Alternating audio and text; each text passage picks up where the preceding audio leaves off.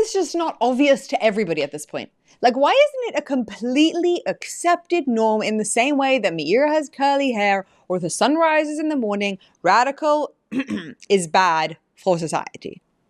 Why is that something that has to be so controversial and we can't say out loud? And the people who do are deemed courageous for daring to put their life on the line to try and fight back against groups like ISIS, Taliban, Qatar, radical Islam, etc., etc., etc. I know we're dealing with all these internal conflicts and these issues at home. Every society has them, and there's a lot of energy and focus that needs to be on that as well.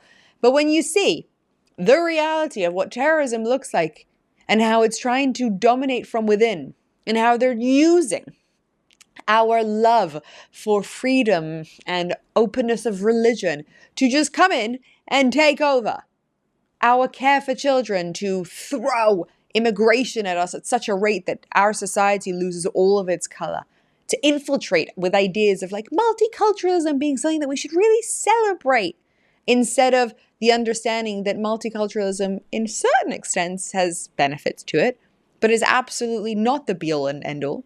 And the fact that they're hiding stories of children and females being raped and murdered, etc., etc., etc. Why is it not normalized that this is a massive problem? I think part of normalizing it is having more and more and more of these conversations and watching more content that just talks out about it in a way that makes all of us realize, okay, this is true.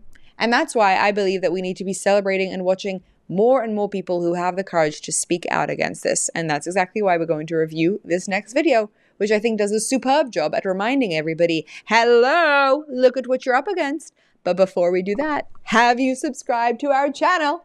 You already know the drill. If you've been here before, just hit that subscribe button. Join our movement. We are all in this together to fight back against the insane radical movements that are trying to take over and to provide radically rational commentary in response. Thank you for your attention to this matter. Let's dive right in. I don't want big government. I want strong government. Stronger, okay. There's a big difference between those two. So a strong government is a government that doesn't fluff these important conversations. I don't want a gigantic Department of Education. Yeah. What I want, though, is for people to recognize that immigration, when it comes in large clusters from different parts of the world, comes with different value sets. Amen. And you mentioned multiculturalism. My view, and it's important to distinguish between the two, there's a multi-ethnic society. That's a society in which you have black people, brown people, white people. And there's a multicultural society in which inevitably you get to the point where all cultures are equal. Yeah, which is garbage. That doesn't, and that just simply does not work. Yeah. The reason America, as an outsider, in my opinion, has worked as well as it has, is that immigrants from past generations would come here. What would they do? Number one, they would teach their children, we are now American. A lot of them would change their names to become more Americanized. A lot of them would no longer speak the language of their home country at home with their children, to encourage their children to integrate.